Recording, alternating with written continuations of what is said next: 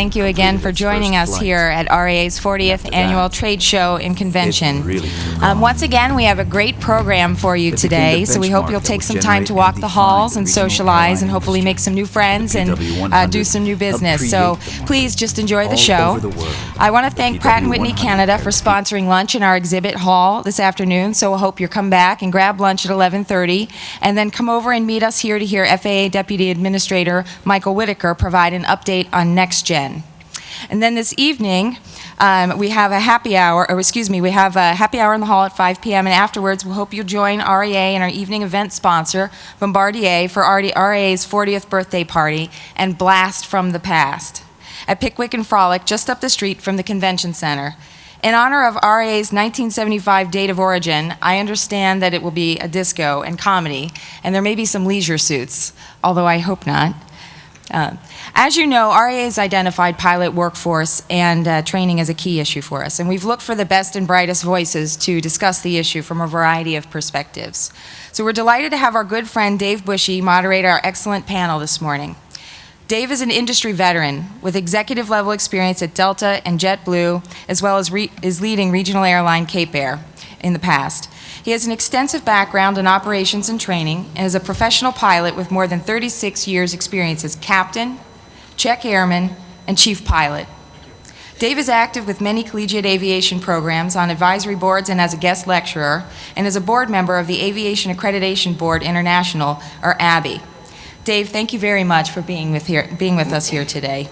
So please join me in welcoming Dave Bushy and our excellent panel this morning. Thank you. Thank you very much, Faye. Sound check, okay? Just a quick check. How many guys own leisure suits here? You still admit that? I had one. Oh, yeah, my wife threw it away when we got married 33 years ago. Exactly what happened. Yeah. Well, thank you very much for being here this early morning.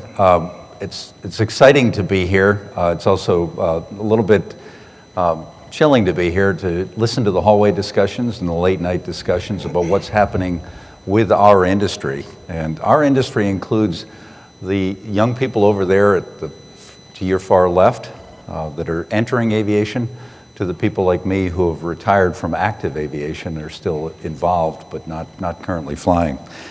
We have a great panel today, an interesting and eclectic panel. We are speaking with different voices and different perspectives, but all talking about the same issues that face us today. From an academic and university training perspective, we have Kent Lovelace. We have public at large and airports perspective, Eric Frankl. From a major international U.S. airline, United Airlines, we have Captain Mike McCasky. From the next generation millennial, and the millennials now constitute the largest single part of the workforce as of last month. From the millennial generation, we have Krista Walsh. And from a state government perspective, we have Greg Principato. We're going to go in order. We're going to try to break this into some segments, but I'll do a short lead-in. But introductions, background for our speakers. Eric Frankl is Executive Director of Lexington's Bluegrass Airport. He's worked in the airport industry for 25 years, previously at Toledo and Lincoln Capital Airport. He's a graduate of Bowling Green State University, and he's currently chair of the Airline Economics and Air Service Committee for the American Association of Airport Executives, AAAE, right? There you go. Captain Mike McCasky, United Airlines, 25-year veteran. He's been since 2001, served as United's Director of Flight Training, one of the toughest jobs in the business, because pilots are so easy to train. He's been instrumental in the integration of United Airlines and Continental training, including phase training, AQP documentation, and human factors, and also adding new training devices and simulators much needed for the merger integration. He's been qualified in the 727, some of us remember that airplane, 737, 737-200, and the A320. He's also served as a flight manager, developer, instructor, and line check airman. Kent Lovelace, a colleague of many years. We've served on the Aviation Accreditation Board International. And by the way, Mike's also on the Aviation Accreditation Board International. Kent is a full professor at the University of North Dakota, one of the largest, if not the largest programs in the world, 1,400 students. Up until last year, chair of the department. Still very, very active as an instructor, flight instructor, and professor. He holds an ATP with the Cessna Citation Type Rating, CFI with over 4,000 hours. Actively involved in student recruitment and well known in the industry for being the author and also the leader of the pilot source studies. Greg Principato, President and CEO of National Association of State Aviation Officials since 2014, but 2005 to 2013, he was President and CEO of the Airports Council International as well, very experienced in aviation. He worked on the staff of Governor Belials in Virginia and staffs of Senator J. Bennett Johnston and a well-known person who was once a U.S. Senator, Joseph R. Biden. He has a BA in government from Notre Dame and international relations master's degree at University of Chicago. And Krista Walsh, 2007 graduate of St. Louis University, with a BS in Aviation Science and Aviation Management. She worked as a co-op at JetBlue, and probably the best hire I ever made at any airline. I hired her at Cape Air in 2008, I believe it was. She worked as pilot recruiter, University Gateway Program Manager, first officer and captain at Cape Air, and she herself transitioned through the well-known University Gateway Program to JetBlue in 2014, and now she's a first officer in the E-190 and loving life flying a jet. She's served on a number of industry panels, and currently, in her spare time, she's pursuing her master's degree at Cornell University. So we have a great panel today.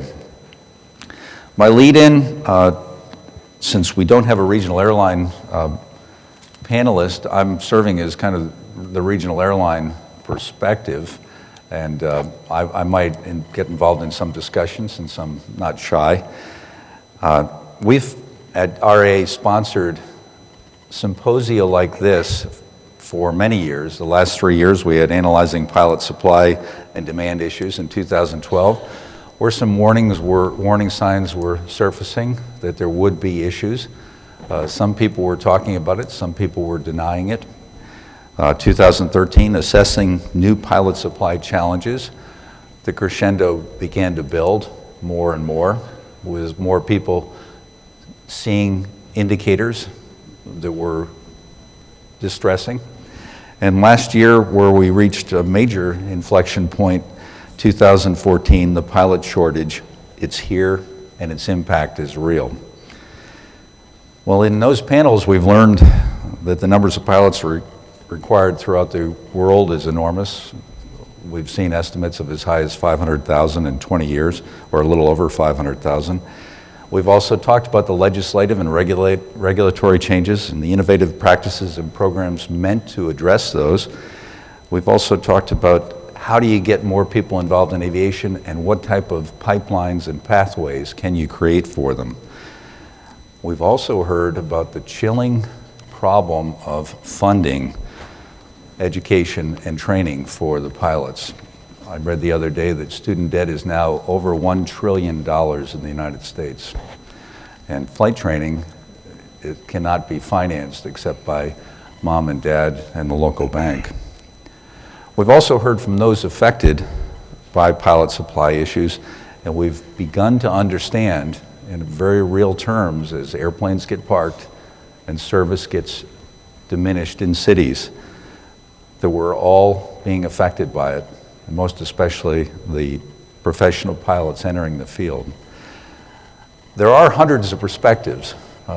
If you've got 100 pilots talking about something, you've got about 1,000 perspectives, I can tell you that, depending on the leg length on your flight. But there are hundreds of legitimate perspectives, and we all deal with our own realities and our own experience, and we speak from experience.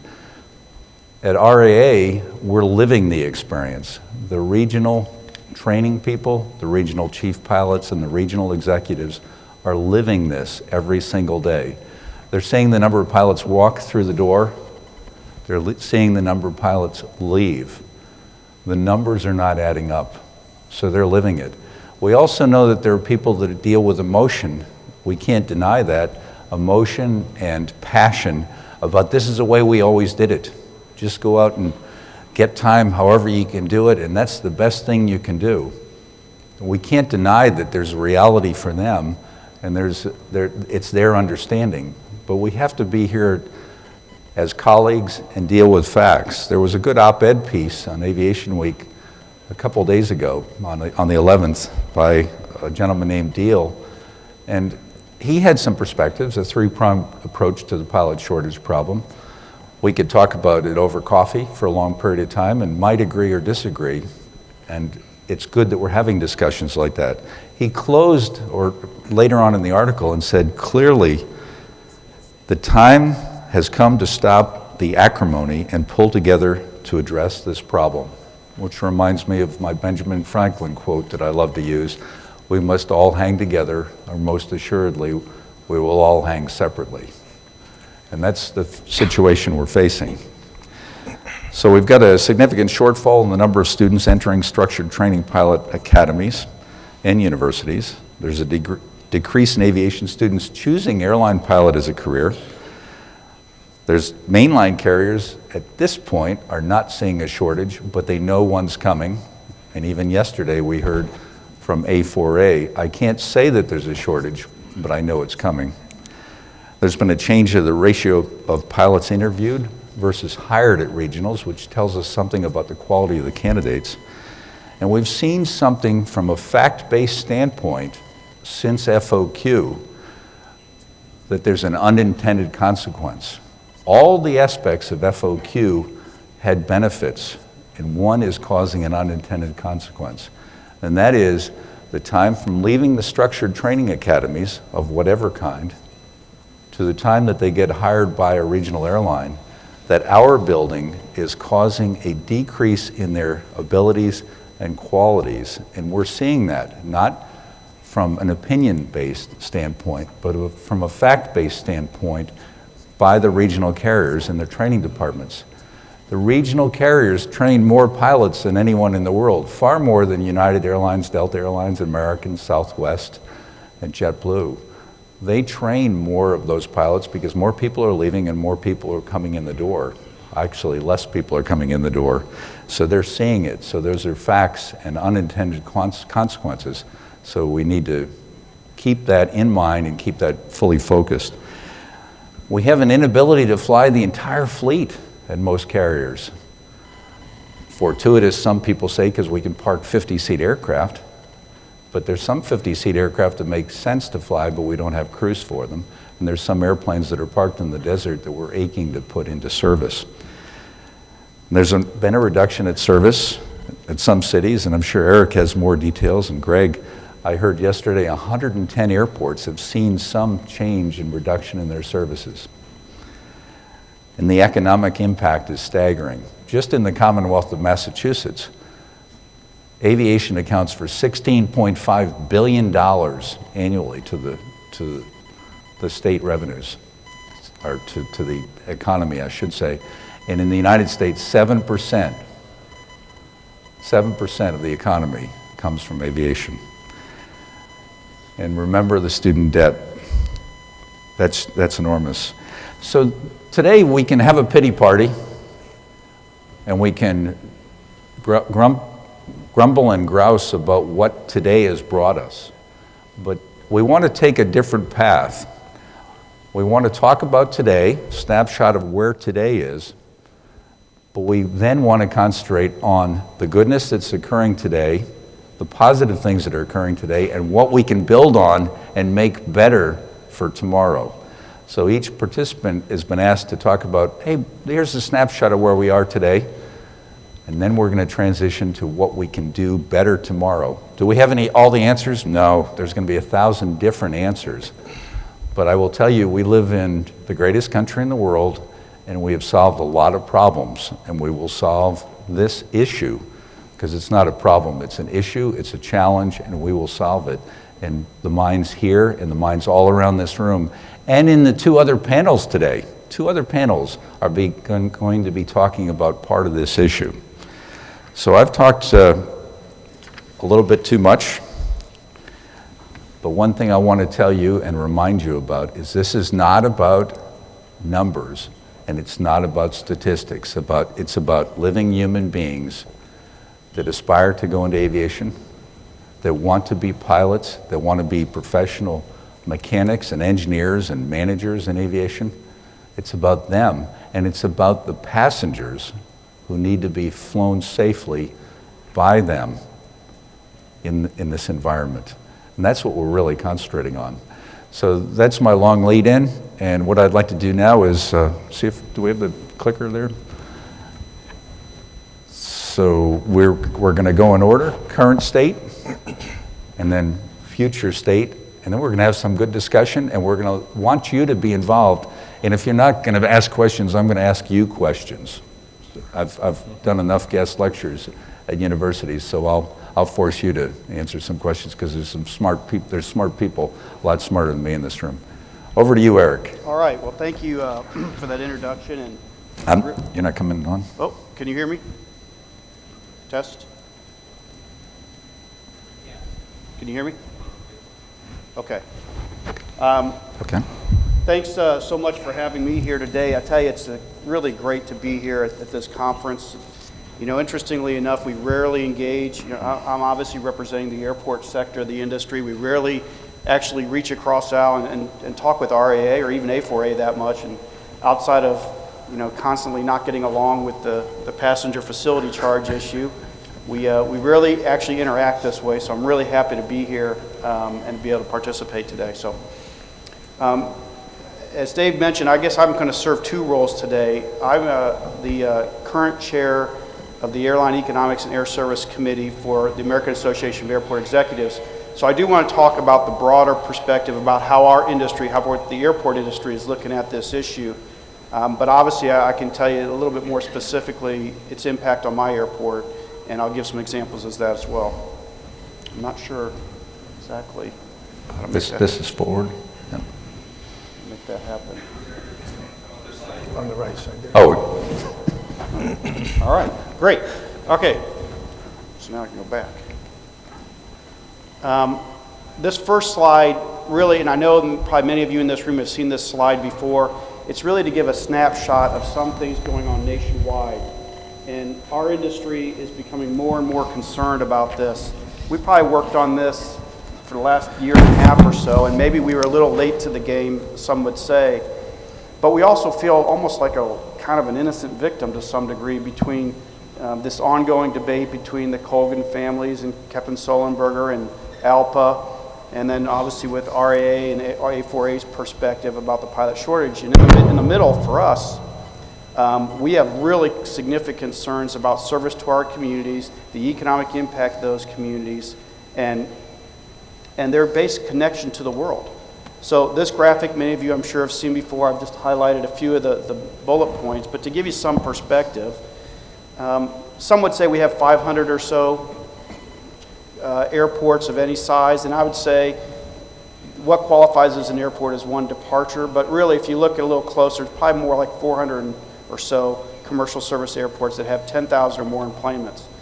And of those, almost all of them are, let me give you an example. My airport, Lexington, Kentucky, we have 600,000 passengers. We're 114th largest. That means the vast majority of airports around our country are smaller than mine, and I'm considered a smaller non-hub airport. So we think this is a significant issue nationwide, and we, on a regular basis, get conversations from my colleagues out in the country about what's being reduced and the significance to their community. So one of the bullet points is, and I think Greg may talk about this a little bit too, is the 10% reduction in some of the activity already. And again, to give you some perspective, if you have 3 flights a day or 4 flights a day and you lose one, that's a pretty significant issue for your community. And it causes challenges to get people in and out of your community, particularly into your community for economic development purposes. So communities all around this country are concerned about it, and we are definitely looking forward to engaging and being part of the solution. And we feel like we have a very good voice with our congressional leadership that's perhaps would be perceived as unbiased, and that we think we can really bring this to bear, bring a lot of solutions to bear if we have them. So this again graphic just sort of represents that overall perspective. And I look at this and I think, I mean, really, are we going to lose these dots off the map? I mean, that is a pretty significant cultural impact, I think, to our country, much less the economic impact.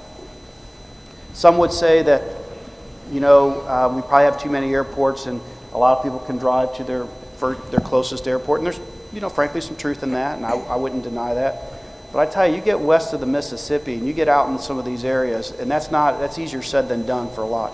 And even east of the Mississippi, I live close to the Appalachian, and if you're in West Virginia, you may think that there's as a crow flies, an airport an hour away. Well, it might take 3 hours to get there by the road system. So these are really significant issues for communities, and this isn't a parochial view, I think, from just airport directors worried about their airport and their employment and their revenue. They're worried about their communities and the ability to have be able to promote economic development in those communities.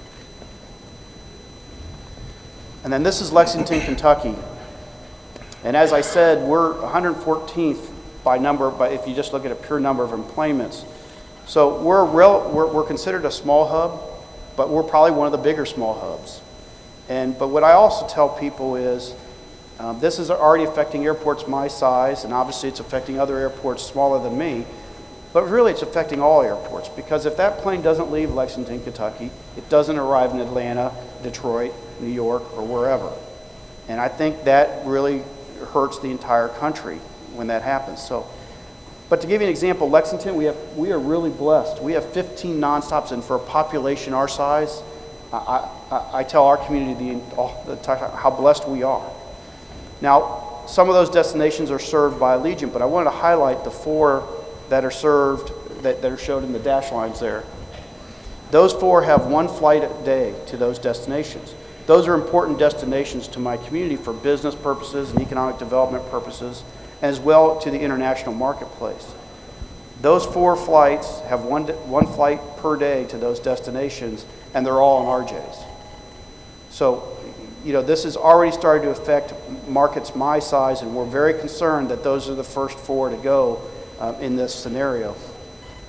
Minneapolis is an example for us where completely financially, according to Delta, completely profitable market for them. It was traditionally served seasonal, and it would shut down in December, January, and February, but it would serve 9 months. Well, they were actually going to make it serve year-round. They felt like the economy was getting better, it was more profitable, it really had a potential. But then it came to, again, obviously the pilot shortage issue, and they felt like they may not be able to serve that market at all. So this year they're starting in June, and now we'll get 5 months of that service. And I tell you, when it gets to that point, I'm sure if I'm the airline, and I think about this as a community, that it's not far from probably not happening next year. And this could be the first one. That is our main, in our community, our main access really to Canada is through Minneapolis. So just one example of something we're very concerned about. And then finally, the last note on there is the economic impact, and I think this gets overshadowed, and we're really concerned about this, not, again, just as airport directors or from the airport perspective only, but as a community. I mean, any business in a community that generates $370 million of annual economic impact is a huge company, would be a huge loss to any community. And this would be a huge loss to Lexington, Kentucky if we can't sustain this service. Again, and I think what's troubling for us is when routes were particularly profitable and you have an issue that's sort of a side issue that's affecting service where it need not be. So this is, and I'll be happy to answer questions later, but I want to give people a kind of a flavor of perspective across the country. And while we're certainly concerned for the pilots and the training and our young people, we're obviously concerned about our communities as well. Thank you.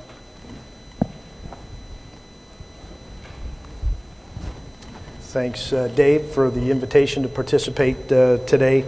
One item for clarification, as part of my job as the Director of Training, I'm also responsible for hiring and recruiting of pilots, and so I'll bring a different perspective from that side. I'll just put this slide up here briefly, let that sit for a minute while I talk about a few things. Some of the things obviously I'll mention today from a background perspective as far as the current state of United Airlines are not new. We saw a change in the retirement age as the industry did from 60 to 65.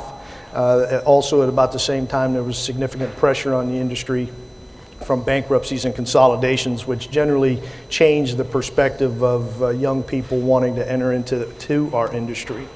As Captain Bushy mentioned, the changes in the legislative and regulatory environment also have created some challenges. And at United Airlines specifically, with a focus on the restricted ATP, we currently do not have the ability to hire with restricted ATP due to the fact that we fly augmented operations, which require in the current regulatory environment an unrestricted ATP.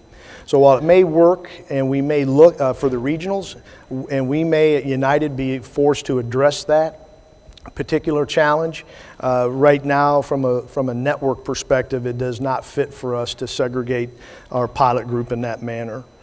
At United today, as you know, we have a unique relationship with our United Express partners. We do not have a formal flow-through agreement with any of our partners.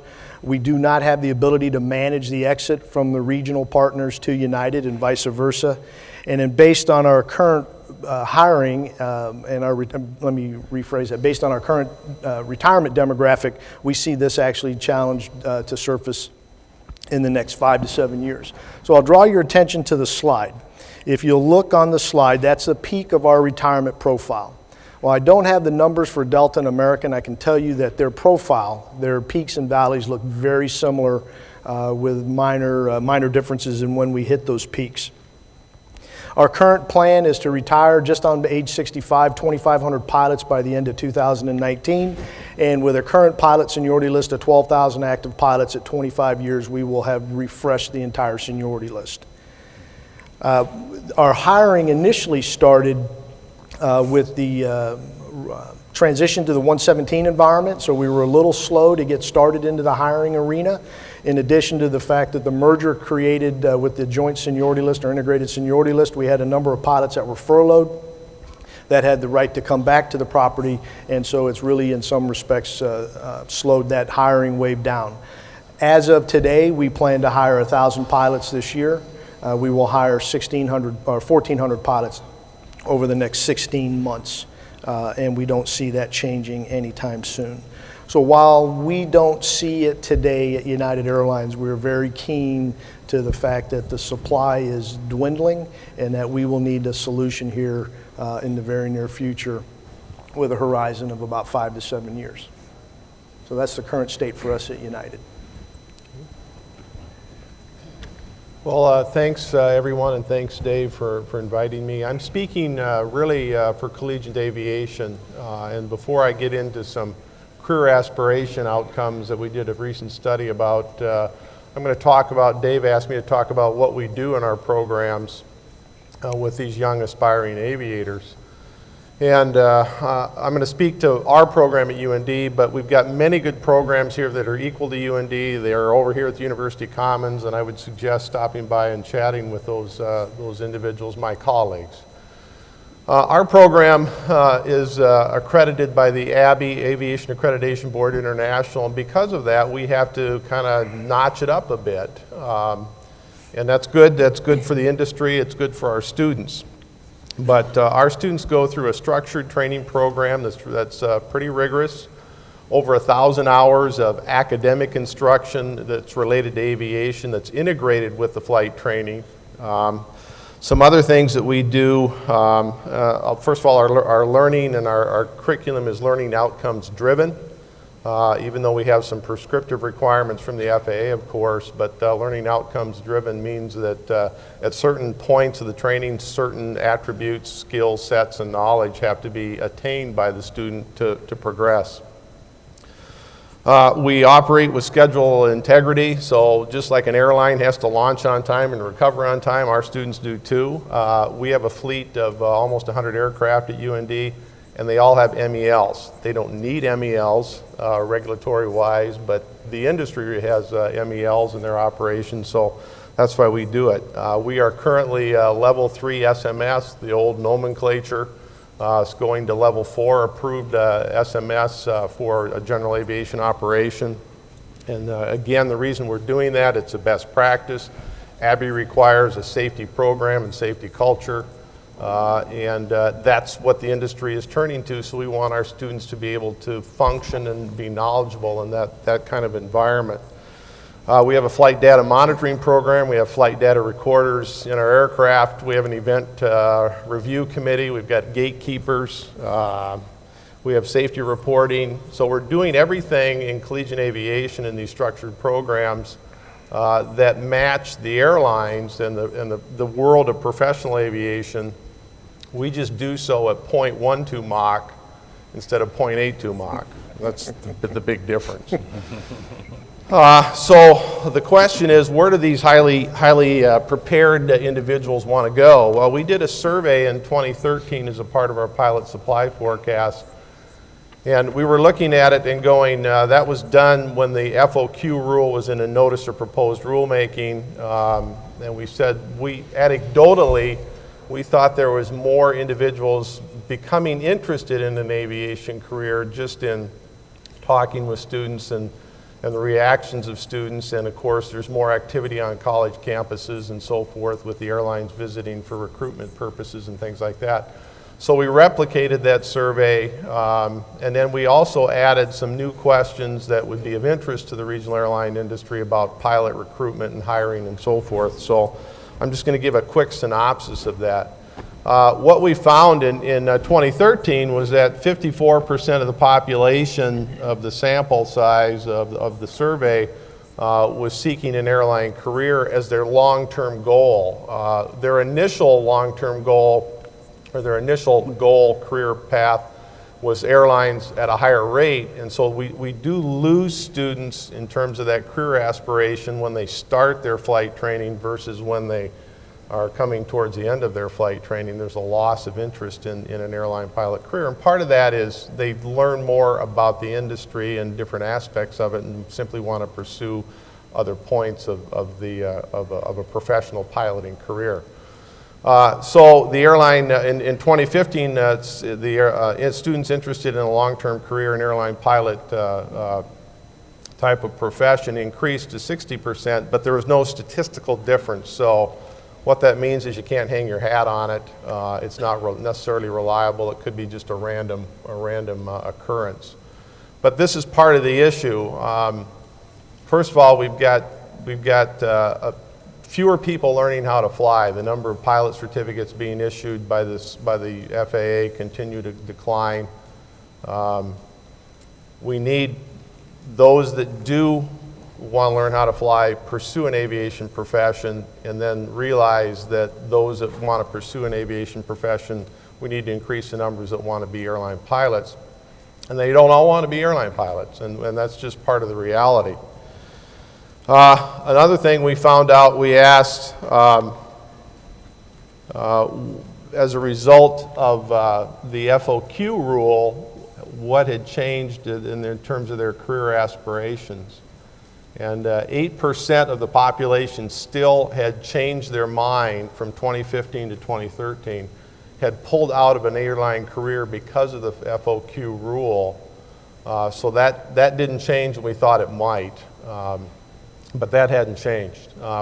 We started then asking some questions about what would influence your decision in selecting a particular airline over another. And salary, of course, with this particular slide you see here, they could select up to their top 3 choices. Salary being number 1, base location, which is a very, very powerful determinant in a young person's decision-making process, much more so than my generation. One qualitative study we did a year prior to this, I asked a young person, do you want to go airlines or corporate? as a part of the interview, and they said, whether I go airline or corporate is going to be a function of where I'm going to live. That's going to drive it, not the job, but where I'm living and the base that I'm going to be at. But you can see from the top several ones here, upgrade time is important, and then pathway to a major, which is more important than just the pathway to the regional. So these are some of the things that are driving their interest to a particular airline. We asked an open comment, what's the single most effective action that a regional airline can take to recruit you? And there was 303, there was about 800 comments that we collected in the survey. Pay was obviously a large one, financial support to help pay off debt, quality of life issues, schedules, benefits, locations of bases, and so forth. And then that pathway to a major were all cited as more frequent cited comments. So these young people that want to pursue the career, those are some of the things that are driving it. Thank you. Well, thank you very much for having me here. And you know, I've lived and worked in Washington in policy circles for 36 years. You heard some of the bio before. And you can always, I can tell I'm not in Washington today because this crowd is 3 times the size of the reauthorization crowd yesterday. We don't have beer up here, so hopefully you'll have a more sober discussion. But thank you for having me. You know, as you heard before, I served as president of ACI North America. I was Kevin Burke's predecessor for 8 years. And I think in all that time, obviously, air service, especially small community air service, but air service in general, huge issue. After the 08-09 economic downturn, Eric will tell you that the scariest place to be, is that me? I'll try not, my family's Sicilian, so I can't help it. Sorry, that was me. The scariest place to be in an ACI meeting was at the Small Airports Committee meeting. People worried about losing air service at the time because of the economic downturn. The pilot supply issue really didn't affect me all that much when I was at ACI. And after my grown-up gap year and a small sojourn through consulting when I took this job, I called all 50 state directors. I've talked to just about every single one of them. And this is the main, really the only air service issue on their minds. It's front of mind. It's something they're thinking about constantly. And you may wonder why somebody sitting in a state capitol would worry about this, running the aviation department. And obviously, in some states like Rhode Island, Connecticut, Maryland, Alaska, Hawaii, the state runs many or most or all the airports, the commercial service airports. But even in states where that's not the case, the state, through the governor, the state aviation office, secretary of transportation, all the rest. I worked for a governor for 4 years. Still the best job I ever had. And we spent a lot of time working with communities, large and small, trying to increase air service to those communities. And Eric talked about the reason why. And people would ask the governor, why are you worried about getting more air service into Roanoke or Lynchburg or someplace like that? He'd say, I want to bring companies to those places. I want to keep companies in those places. And if they don't have that link to the air transportation system, they're not going to get there. And so from a state level, that's where I learned about these issues at the earliest part of my career, by the time you were born, I think. We were talking about that earlier.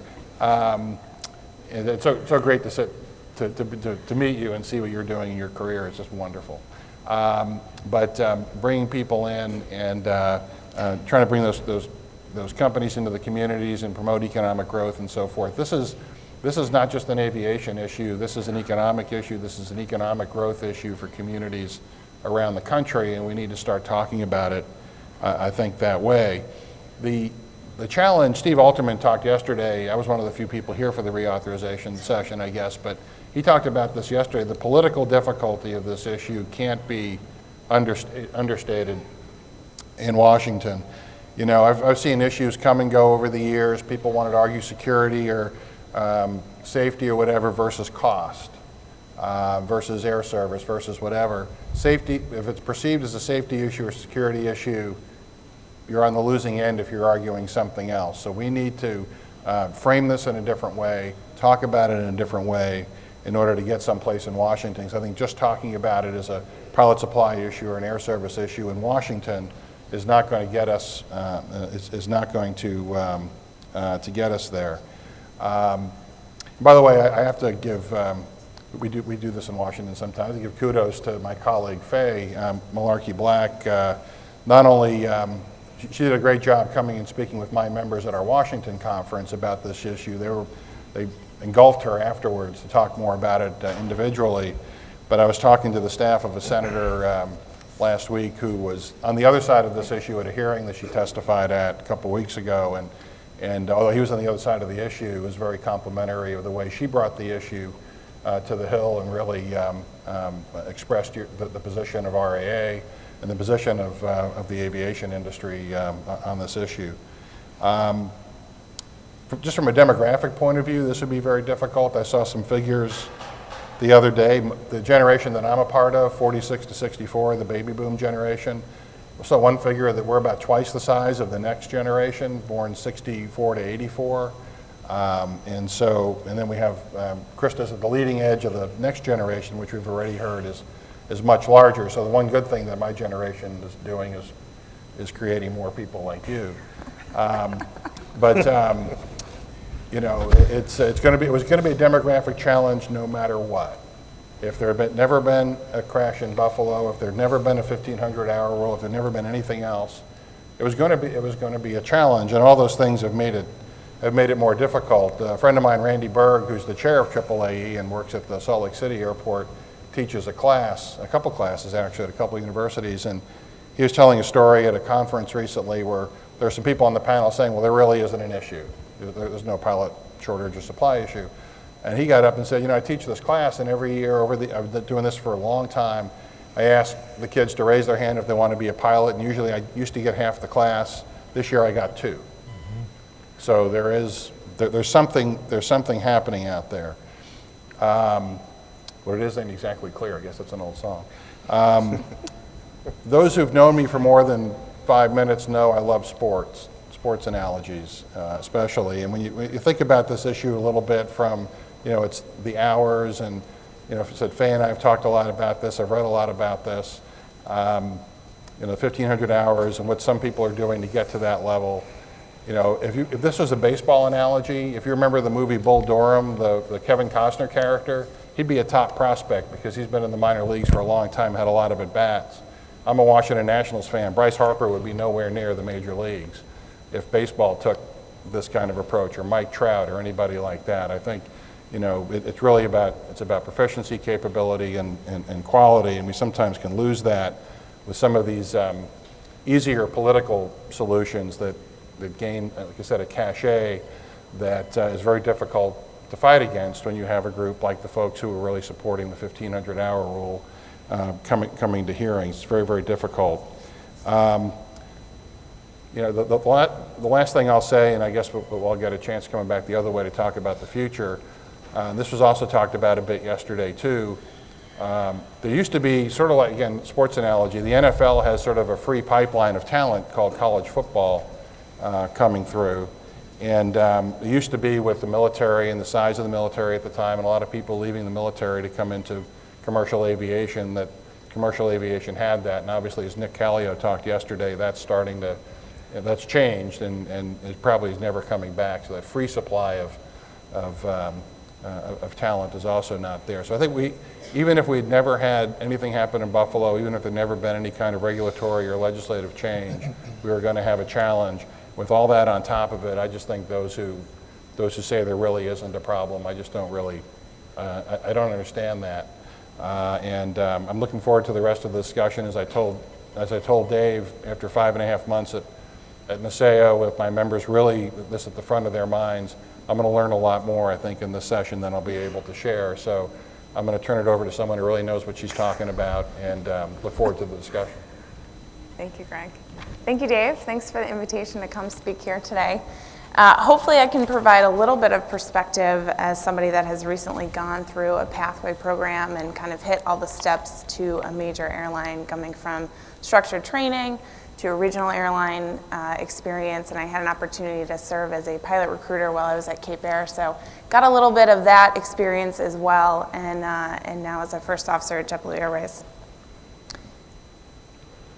So what are we doing now? And I think one of the things, having these discussions, pilot shortage issues and effects, we're talking about it, we're having discussions about it, there's research going on, which is huge.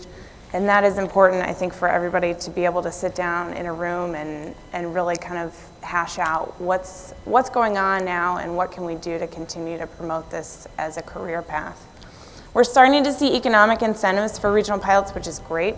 Retention programs, signing bonuses, tuition reimbursement plan. I just saw something about that came out. I think that's really important to continue, and I'll talk about that in the next slide.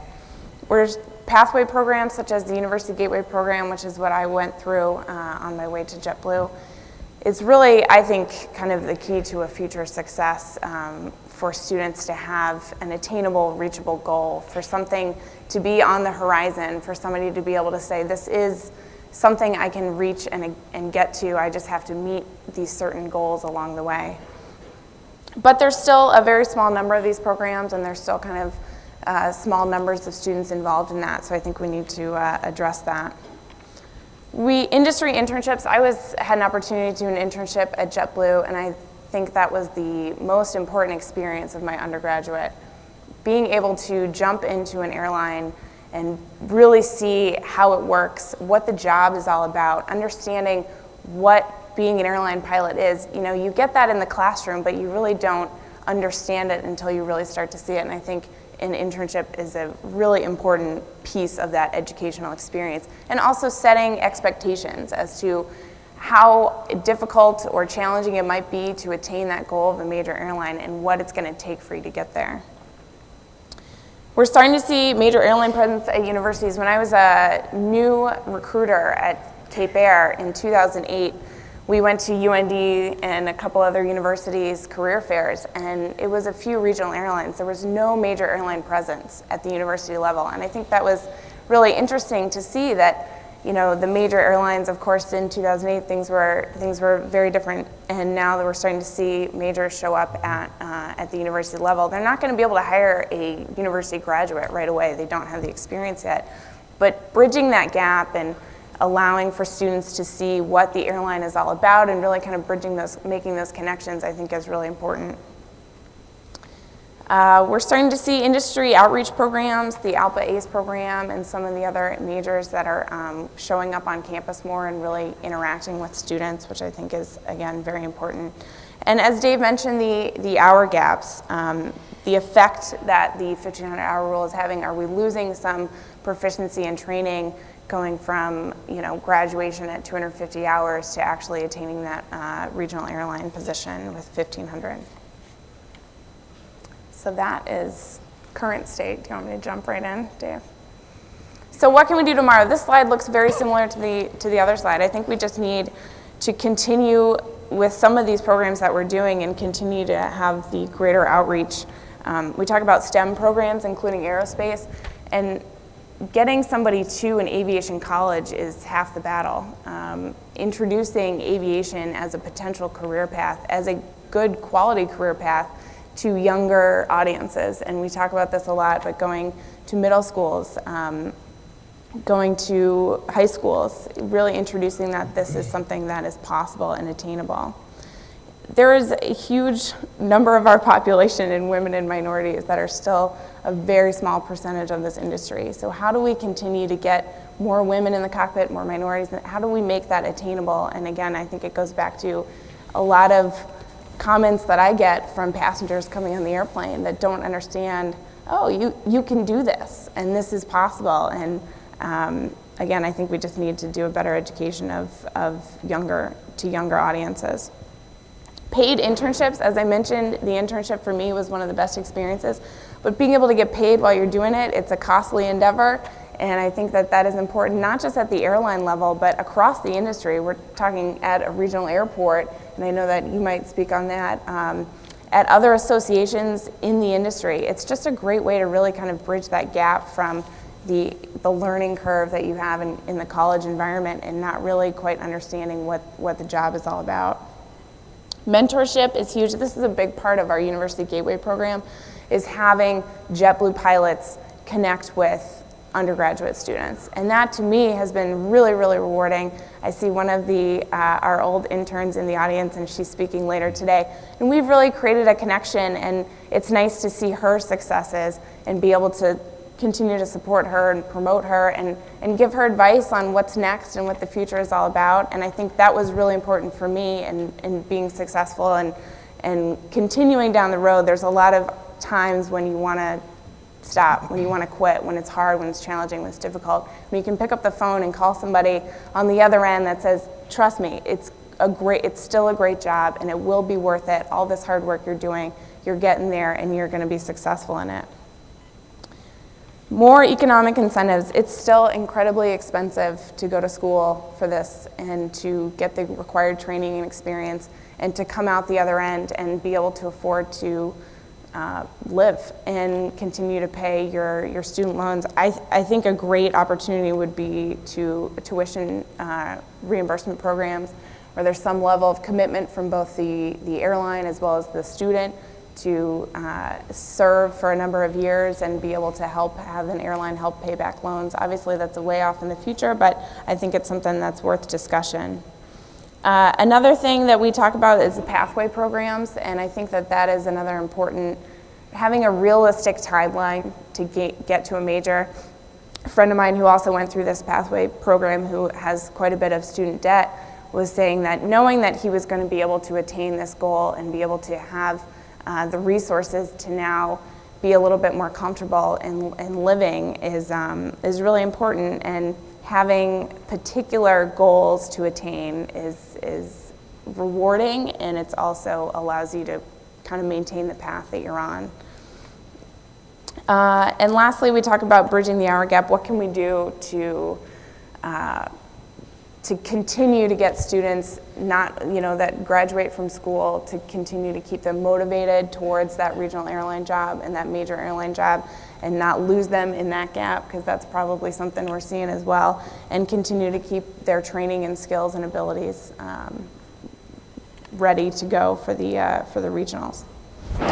I think lastly, I just want to say it's challenging. There are a lot of things that I didn't know as a 18-year-old entering this career path, starting college, but it's worth it, and I love what I do, and I love flying airplanes, and I love the company that I'm working for, and I'm really happy that I took the road that I did to get here, and it's been a very rewarding experience. So I'll pass it back to you. Thank you. After hearing that, I'm a lot more optimistic. Let me just say a couple of things really quick. First of all, just to comment on a couple of things Krista just said. As someone who's hired a lot of millennials and the father of two who both are employed, thankfully, you see the use of internships, paid and unpaid. I mean, I think it's something economy-wide that aviation has to adjust to. I know very, very few people in the millennial generation who went into a paying job without stopping at an internship or two or three along the way. They're looking for mentors in a way that people in my generation, frankly, didn't. I look back now on my career and wish I'd had some earlier. Maybe we just weren't smart enough to understand it. But I think people in this generation are looking for that, looking for the career development and all that. It's economy-wide, not just in aviation. Aviation has to adjust to it. I'm on the advisory board of the DePaul Law School International Aviation Law and Policy Program. And law schools like DePaul, which is a good law school, maybe not in the Harvard-Yale class, but it's a good law school, having trouble filling their classes. There are shortages in a lot of other professions for reasons that are some similar, some not similar, but there's some adjustments that need to be made. Before I talk just a tiny bit about what states are doing, I want to go back to something Steve Alterman said yesterday. You can really improve on things that Steve says. He's so smart, I think. We've not done a great job of talking up aviation over the years. When people see aviation on the news, it tends to be a negative thing. People take aviation for granted in the way when I grew up. I still remember people applauding when the plane landed. because it was an event. We landed, oh my goodness, a little relief. And today it's just it's something people take for granted. Steve talked about this film yesterday that National Geographic did, Living in the Age of Airplanes, and I've also had a chance to see it. I think it's a great tool, and I think my members and the education people working with the education departments in their states are going to use that as a tool to really get people interested in aviation and understanding what role aviation plays in the economy. Like I said, I think a lot of people, especially younger people, take it for granted, and we need to show them that it's not something to take for granted. It's something. It's cool, and that there's also a path forward. That there's also a path forward for them, as Steve talked about. The other thing that's happened just in this past week, along those same lines, if you haven't had a chance to read David McCullough's new book, The Wright Brothers, I highly recommend it. I've had a chance to read it. Every time I turn the TV on, he's on there talking about it. I think it's going to get a lot of people interested in aviation. I turned on my TV last night looking for a baseball game, which I couldn't find, but he was on talking to Chris Matthews, and he's everywhere. And the good thing about the book is that it's a great story, and it talks about all that went into really creating this invention in this industry. But it's going to get a lot of people reading, because every time he writes something, everybody reads it. And so I think it's going to be a really good tool to try to reach more and more people about this. Just very quickly, and these things are mentioned on the screen. Virginia, for example, spends a lot of time reaching out to women and girls, getting them interested in aviation at a very young age, middle school and so forth. They actually, I haven't been to it, but website called womencanfly.org, and they have these 3 or 4 a year around the Commonwealth Women Can Fly Days, and they bring women and girls in to talk about this and get them interested in this as a career path. Scholarships, there are states that either have them or in one case work with the Chamber of Commerce and businesses to try to develop scholarships and get people in to reduce that economic pain a little bit. They function as clearinghouse for scholarships. I know that certainly when my kids were applying to school and they were looking for scholarships, it's good to have a place you can go and find those things. We have to make it easy for people to find that kind of information. Career days, those kind of things, bringing people like Krista in and others who can talk to them more at their level and really get them interested and jazzed up about it. I mean, let's be honest, when someone who looks like most of us on the panel come in with the white hair and all that, maybe it's a little distant, but when somebody closer to their age comes in and talks to them, it really is very, very, very powerful. And a lot of states are looking for ways to do that. Massachusetts, a lot of kids like Hands-On has a design challenge, they call it. They give high school students real aviation-related engineering problems and get them to try to solve them. They have a statewide competition with a lot of accolades and so forth to those who win. So there's a lot of those kinds of things. States really are a fulcrum point, I think, between using the education system to reach out to people and needing to promote the aviation system for the reasons that Eric and I talked about earlier, to promote economic growth and the economic future health of their states. So we're really right in the middle of a lot of these things, and I'm optimistic. As pessimistic as I am about the near future, I'm very optimistic about the longer term. Thank you.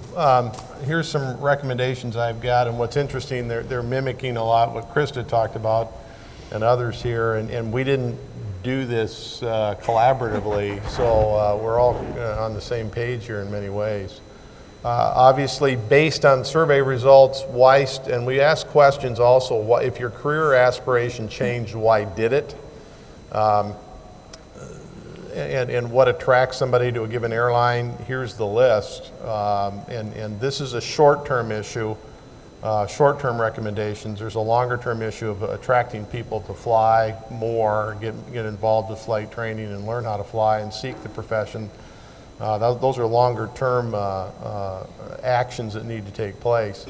Salary increases, as Krista said, are coming up, and students are noting that and are being attracted to those airlines. The students are very engaged and very aware of what's going on with a given airline.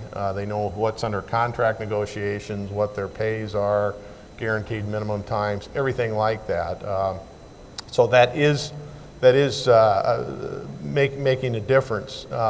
We did a qualitative survey a year ago, and we asked the question, how much money is enough And the students responded with, we want to make, our expectation is to make something equal to what another college graduate is. So they're not asking for a starting pay of $50,000, $60,000 unless they're an engineering student.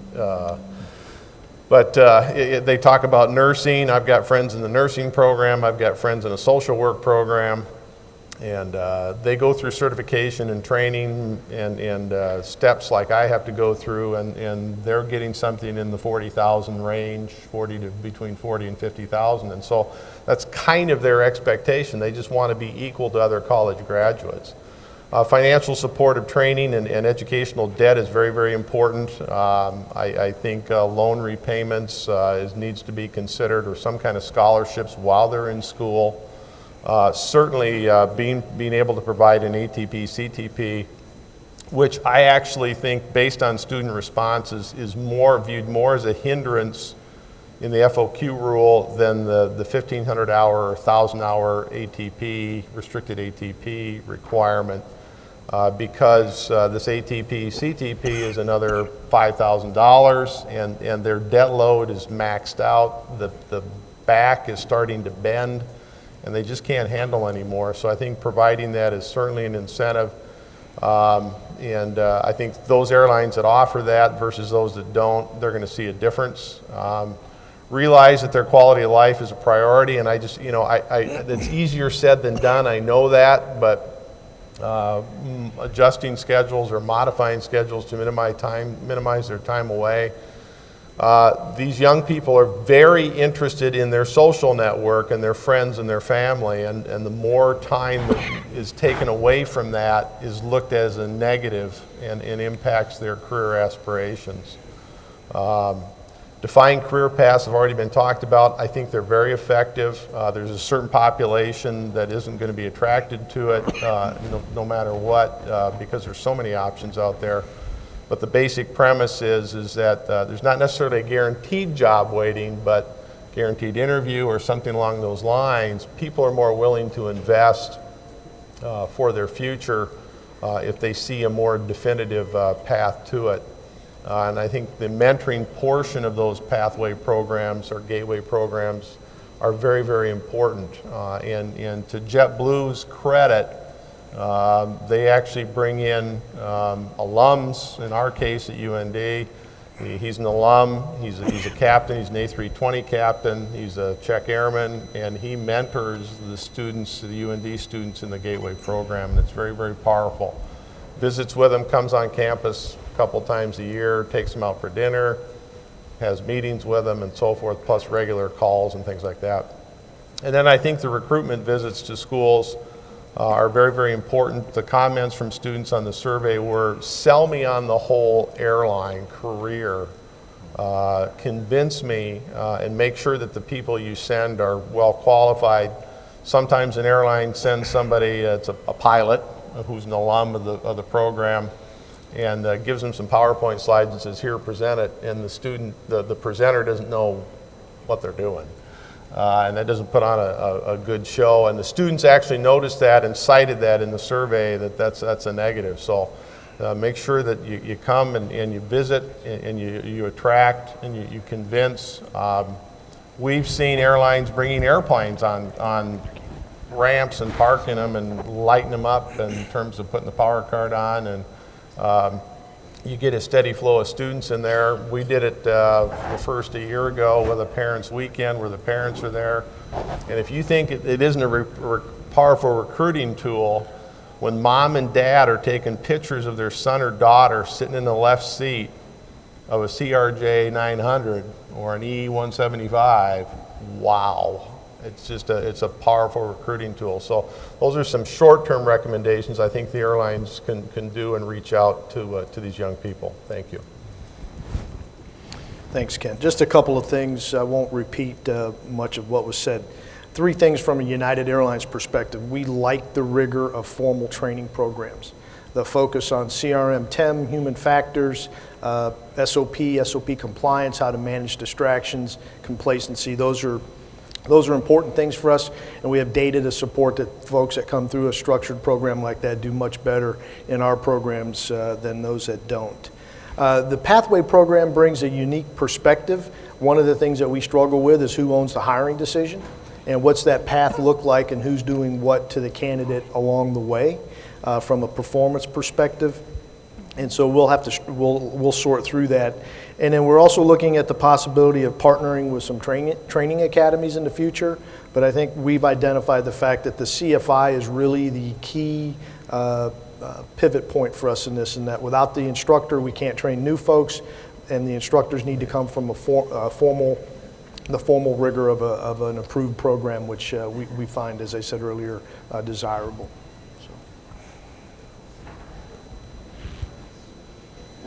Finally, for me, we have a local university, Eastern Kentucky University, has an aviation program. We definitely try to support them.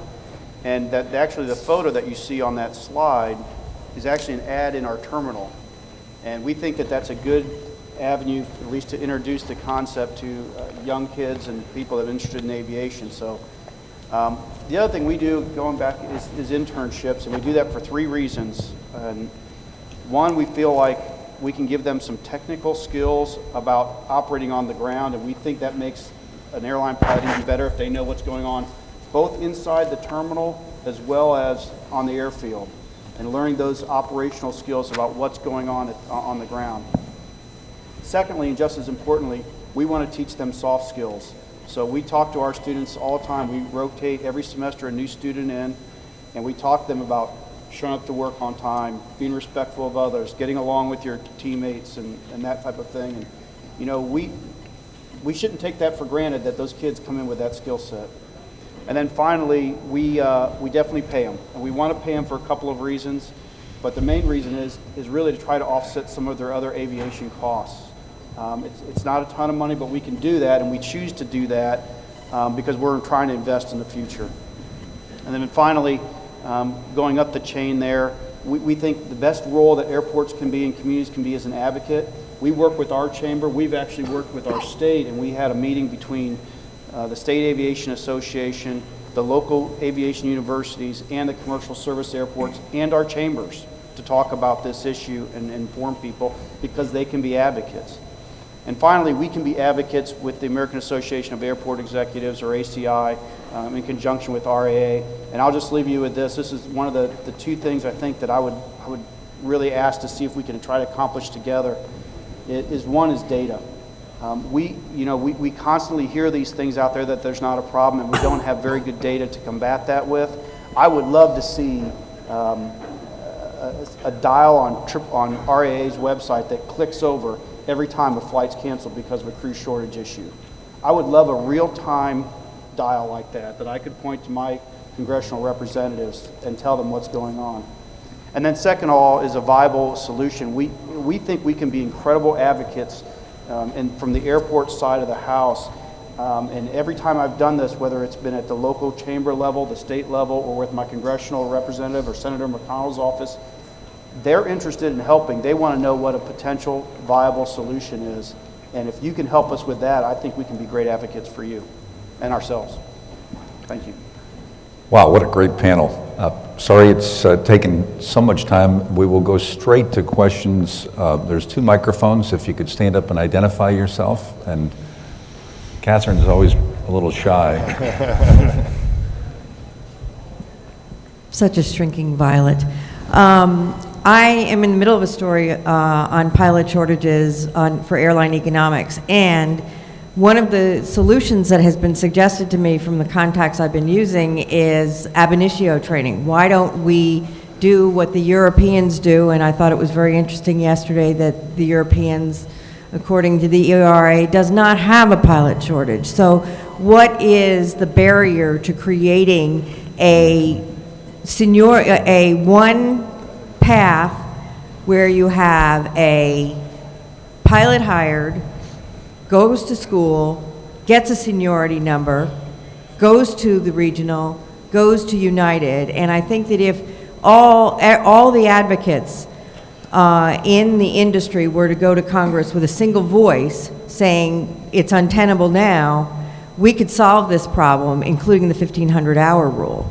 So what's wrong with ab initio training? Mike, you want to give that a try? Sure. That was the one question I wasn't going to answer today.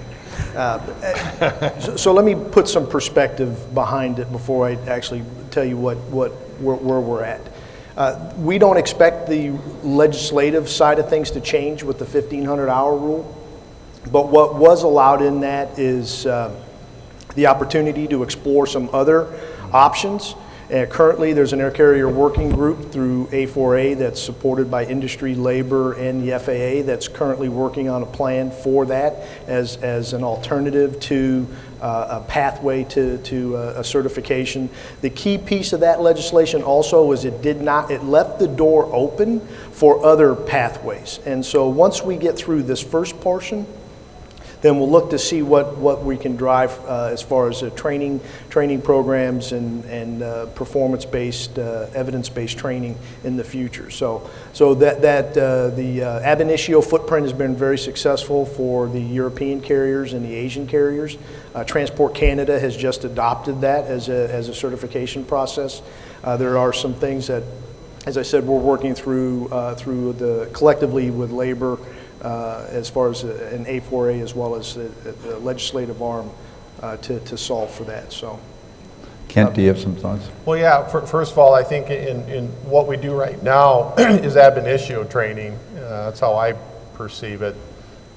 We spread it out in the case of a college over 4 years, academies over less time. The difference is it's not sponsored training. We do at UND have some international contract students that we fly and train that are sponsored and have been doing that for years. And the real plus of doing it is it gives our flight instructors plenty of work so they can attain the experience they need to join the ranks of the U.S. airline industry. That's the real plus in it. But the system works. I guess the difference between why they're sponsored and why a U.S. student isn't is the supply and demand issue in my mind hasn't gotten that bad. It someday could possibly as an extreme. The system does work. Those students are highly selected. They go through a rigorous training program of about 13, 14 months, go back to their respective carriers and join their ranks and become an effective flight crew member with that airline. So the system does work. It's not an issue of that. It's the system hasn't gotten that bad yet, I don't think. Any other questions? Hi, Jeff Mulder from Tulsa Airports. I actually had the same exact question.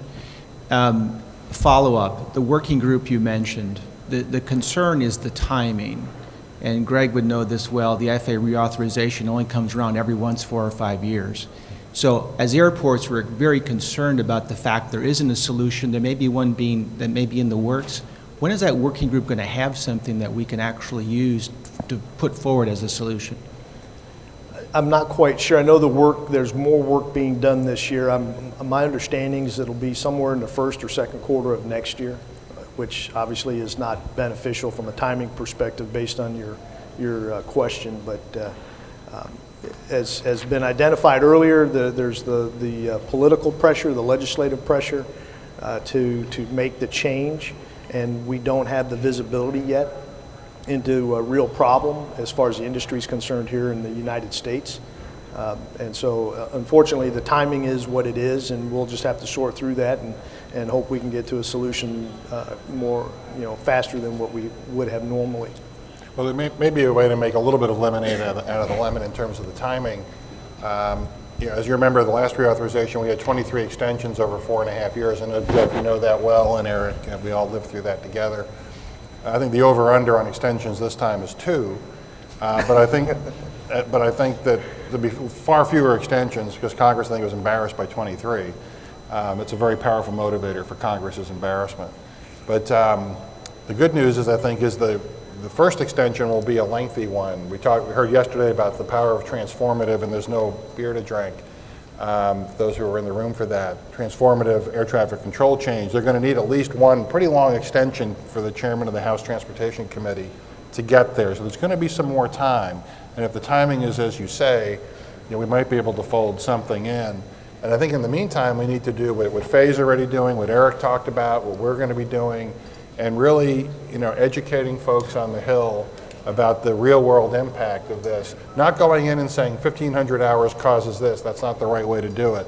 But let's talk about the real-world impact of service cutbacks and so forth and what's coming up, so the folks in Congress do understand that, as Eric talked about.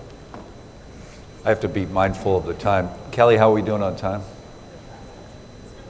Couple more minutes. I think we have somebody with a question. Yes, I'm Kelly Simon, Vice President of Human Resources from Seaborne Airlines, based in the Caribbean. My question is about education. We talked about some state education programs, but nonprofits, media outlets have a big obligation for nonprofits, to publicize it, advertisements on the radio, et cetera. Is there a nonprofit that's focused the education of people about the airline industry? I would say that the Aviation Accreditation Board International is a nonprofit, and the University Aviation Association. Correct. Any others that you guys can think of? Not in terms of at our level, anyway. There's a group of flight training organizations. There's a nonprofit association there, and I apologize, I can't remember their acronym, but they're involved also. What would be your suggestion? My suggestion would be to fund them and to have their focus be on getting the information out and starting at the youngest level possible. Great, thank you. I think we're going to have one more question, and then we'll wrap it up out of respect for time. I'll make it quick. You mentioned the different expectations of millennials. They want to have a different kind of schedule. They want to have connections with their social network and their family and friends. What are airlines going to have to do to accommodate these different kinds of outlooks for millennials? They don't have the same outlook as somebody that's 40 or 50 years old. It's up to you, big guy. Well, I was going to let Krista address the millennial issue since I have long passed that. Well, Krista, horizon. go ahead. Well, I would agree that schedules and bases and being able to support a family and a lifestyle is very important. Certainly to my generation. I think setting expectations as well. Yeah. Maybe I don't want to say we talk a lot about the pilot shortage. We talk a lot about what opportunities are out there, and there's tons of opportunities for those graduating with this degree program. Right. But also setting the expectation that it is going to take some hard work, and it is going to take some years of you are going to be working holidays and weekends, and that's the job. And understanding that earlier on, I think, is going to allow an individual to set their own expectations as to it's not going to be your dream job day one after you graduate college. You don't get a degree and all of a sudden have the best job in the world. It's a great job, but it's going to take some time and effort and some work, and maybe we need to set expectations for my generation in addition to making modifications on the other end, but not oversell it. Great, and 20 years from now, you'll be talking about the next generation. Right. I'd like to thank all the panelists for giving of their time and their intellect and their experience and passion. It's been educational for me. I've taken copious notes. I hope each of you have. I would say that there is not a solution out there. There are many solutions, and each one of you is going to come up with more ideas. There's 2 more sessions today. Let's engage in the discussion, continue the dance in each one of those, and challenge each other, and accept the fact that we have the ability to come to solutions. And as evidenced by the people that are so interested to show up early in the morning for this, I know that we can get there. So thank you very much for your time.